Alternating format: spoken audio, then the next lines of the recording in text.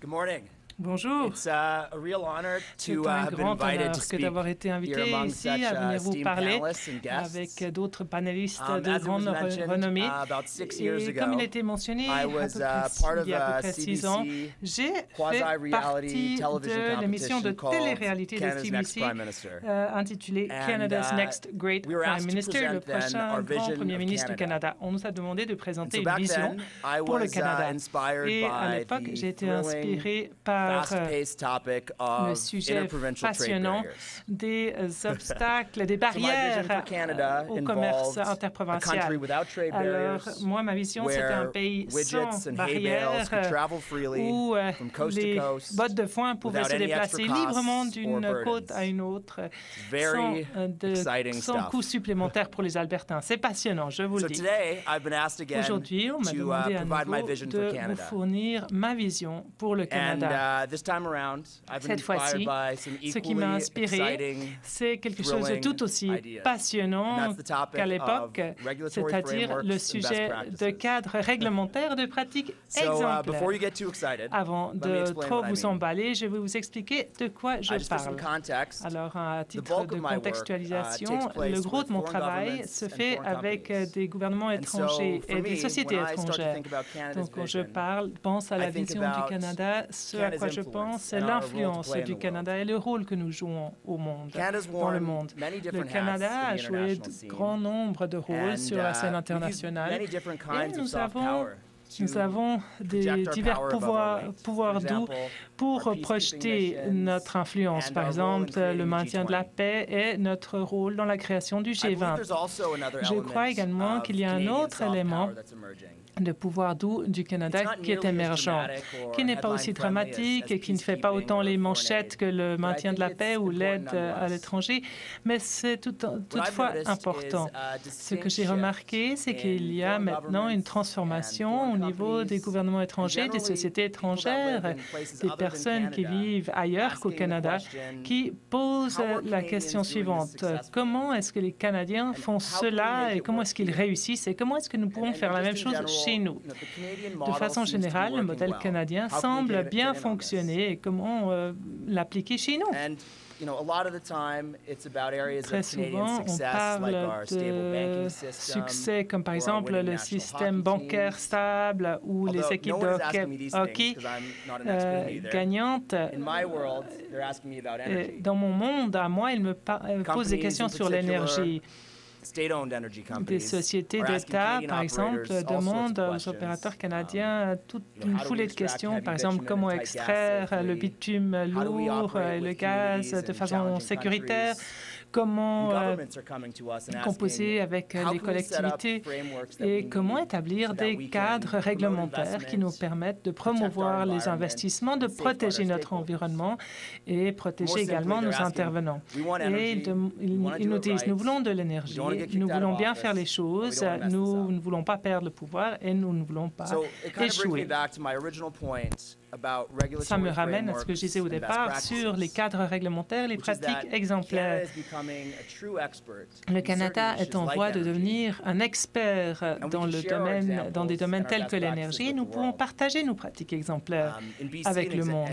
En Colombie-Britannique et en Alberta, nous avons des pratiques exemplaires pour l'industrie et des cadres réglementaires qui nous ont permis d'extraire les ressources les plus difficiles à extraire du point de vue technique.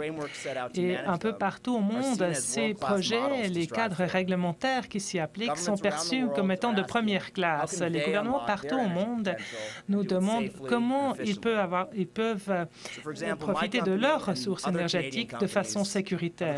Alors, diverses sociétés canadiennes ont exploré la façon d'utiliser ces ressources énergétiques, par exemple les gaz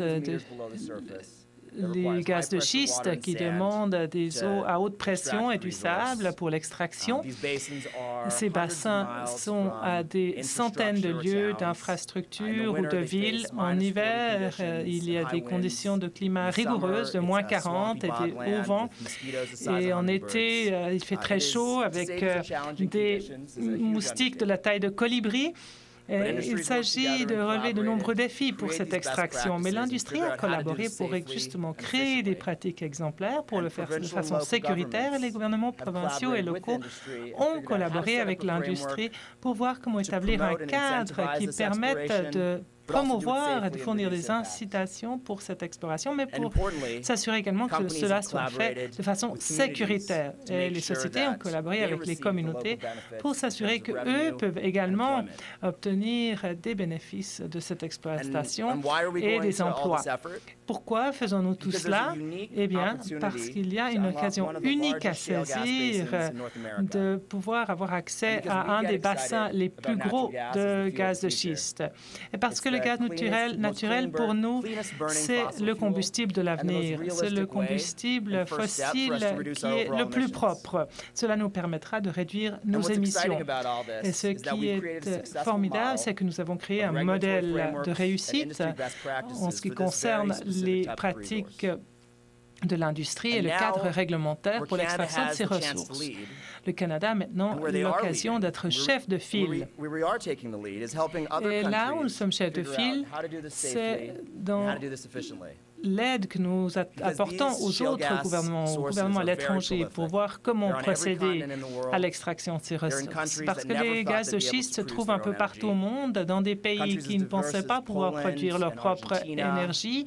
Par exemple, la Pologne, l'Argentine, la Chine, l'Afrique du Sud. 1 sur 6 pays au monde a des bassins de gaz de schiste qui pourraient être exploités. Tous ces pays-là regardent vers le Canada et demandent à l'industrie et au gouvernement comment ils peuvent imiter cette histoire de réussite du Canada. En Pologne, par exemple, ils ont les réserves de gaz de schiste les plus importantes de l'Europe qui viennent d'être découvertes, 795 trillions de mètres cubes de gaz de schiste. Au Canada, on en utilise à peu près 3,2 trillions de mètres cubes de gaz naturel.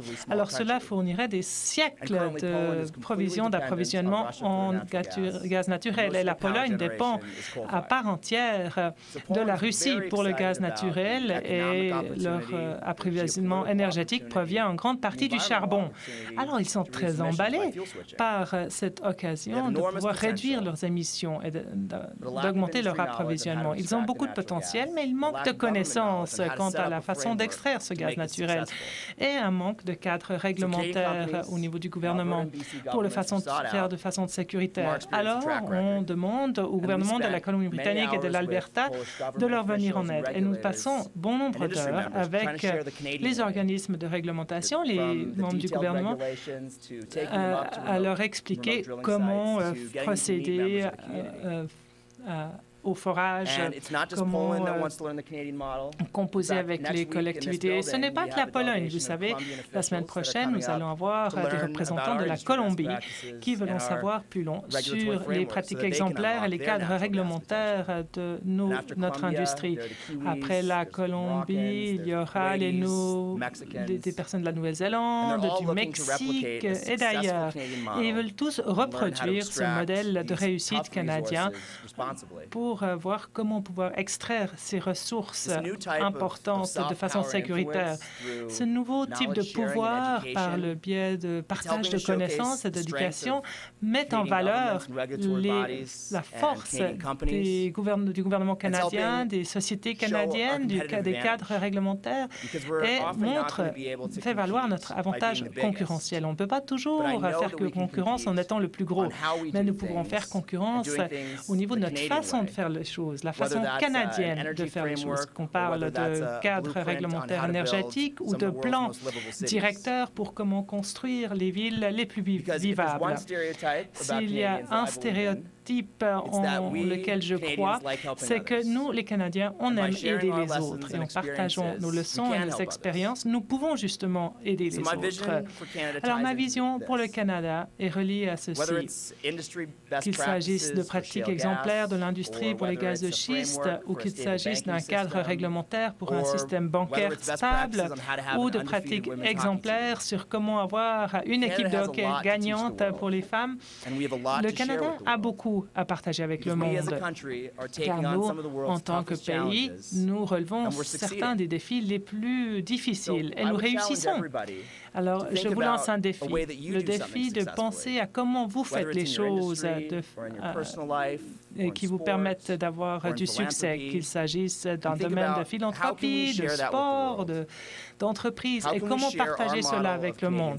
Comment partager notre modèle de succès canadien, car en 2017, nous célébrerons 150 ans d'apprentissage, de leçons, de mise à l'essai.